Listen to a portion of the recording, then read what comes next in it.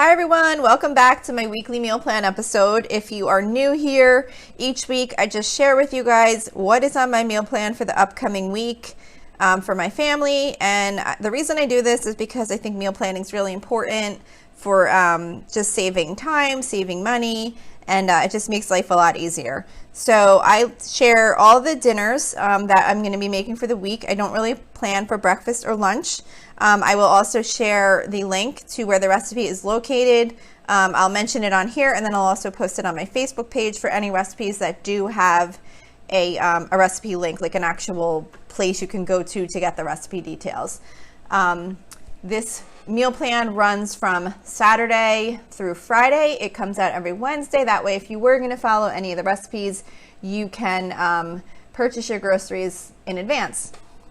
So for this week, we are starting with Saturday, April 24th.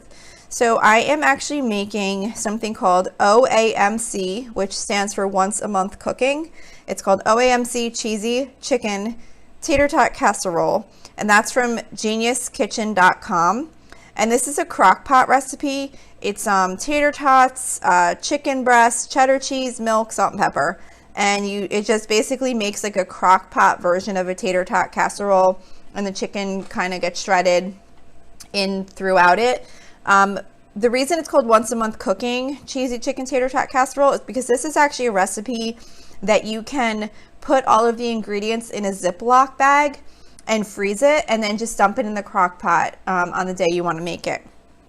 I'm actually making it fresh this week, but I have definitely used it in that way where I've made it in advance, and you just basically stick like the tater tots in the bag and the chicken breast and the cheddar cheese, and you just put everything in a bag, seal it up, and the morning you're going to make it, you just literally defrost the bag just enough so that the ingredients will come out, and then dump it in the crock pot and cook it all day, and it just makes it pretty easy. So either way, it's easy enough to just make the morning of also. So that's what we're doing for Saturday. For Sunday, I am making sauce, which is best marinara sauce yet, which is from allrecipes.com, and it's just a really simple marinara sauce. I'm making that with spaghetti. And then I don't have a recipe for the main dish that I'm using for that. I'm doing chicken meatballs. I actually bought like the pre-made, I don't know if I'm saying it right, it's like Idells or something like that. It's like AIDELLS or something. It's like they make like chicken meatballs and chicken sausage and things like that. So BJ's had like a coupon on those meatballs, so I decided to pick up a package and just do like a really quick meal for that Sunday. So I'm just using the pre-made chicken meatballs, and then I'm just going to make some sauce and spaghetti, and we'll do just like a really quick spaghetti and meatball dinner with that for Sunday. Monday, we're doing hamburgers. We pretty much do hamburgers every other Monday, so I don't have a recipe for that. I just take ground beef and make hamburgers with it. I'm also doing some Impossible burgers for my daughter who doesn't eat meat. I kind of rotate those with homemade black bean veggie burgers. And then I'm also going to do a macaroni salad on the side, Hellman's Classic Macaroni Salad, which is from food.com. It's just like your typical, elbow macaronis with mayonnaise and vinegar and salt and sugar and all that kind of stuff. I feel like I'm missing a side there. I probably should make one more side with that. Maybe I'll do like a can of pork and beans or something. That's usually like one of my go-tos with hamburgers. I just noticed I usually try and do like 2 sides, and for some reason I only did one for that one. So anyway, so that's Monday. Tuesday, we always do some type of a taco type theme, Mexican type theme for Tuesdays. So this Tuesday we're doing sheet pan chicken fajitas, which is from foodnetwork.com. And it's very basic. It's just cut up chicken breast with peppers and onions, olive oil, some seasonings, and you just bake it in the oven. And then you just make, fajitas with it with the soft shell tortillas and like the flour tortillas. And then I am making chipotle black bean chili for my daughter, which is from myplantbasedfamily.com, because she doesn't eat the fajitas. So that's just like a really quick like black bean chili. It has quinoa in it that gives it kind of like a meaty kind of texture. It's pretty good. So I'm making that, and then I'm also going to do just like a bagged salad one of those salads that kind of comes with the toppings and the dressing and all that to go on the side. For Wednesday, we're doing fried flounder. Right now, we've been in a routine where we've kind of been making this every other Wednesday. So there's no recipe. It's just I buy the frozen fried flounder from BJ's, and it's like individually frozen. And then I just bread it and fry it up. And then we're also going to do crispy air fried sweet potato wedges from cookinglight.com. And these sweet potatoes come out really good in the air fryer. You could, of course, always roast them in the oven.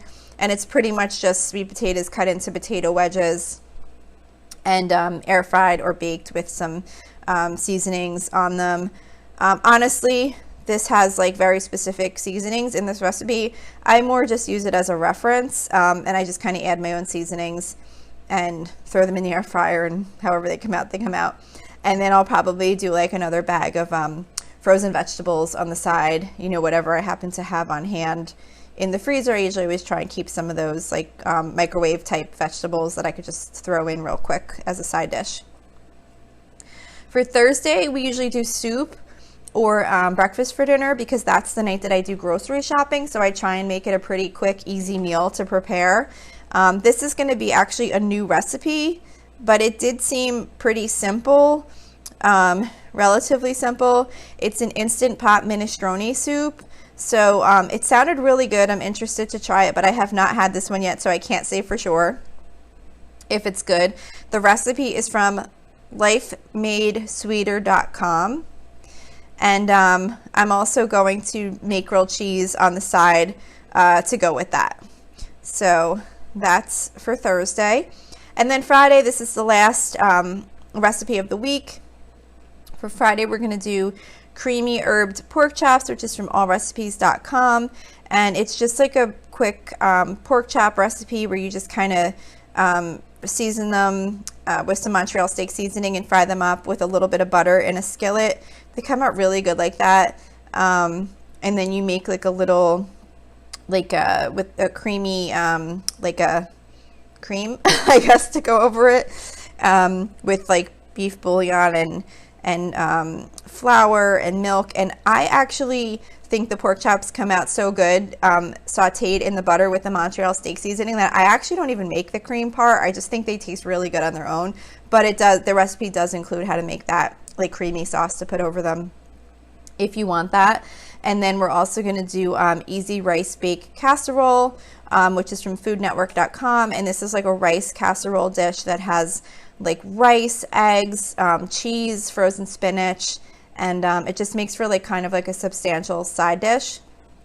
And since it's got the rice and the spinach and all that, I'm not going to make a second side.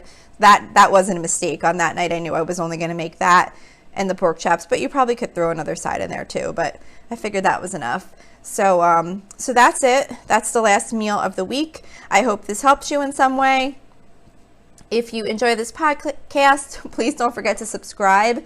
And if you wouldn't mind giving me a rating or review, that would be super helpful. It's supposed to really help the podcast in the search results so that other people can find it. So I'd really appreciate that. And thank you so much to everyone who already has.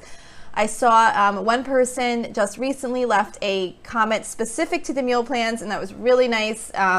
It's just super exciting when I get a review, and especially when someone writes something. So that was really nice. So thank you, whoever you are. But you don't have to write something, even if you want to just go and give me a star rating. Not a star, 5 would be best.